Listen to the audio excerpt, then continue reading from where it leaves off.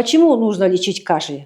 Потому что кашель – это может быть не только быть простым симптомом банального ОРВИ. За кашлем подчас могут скрываться и другие, и даже серьезные заболевания. Например, это может быть сердечный кашель, например, при сердечной недостаточностью. За кашлем может скрываться бронхиальная астма, синдром назального затека при заболеваниях лор-органов.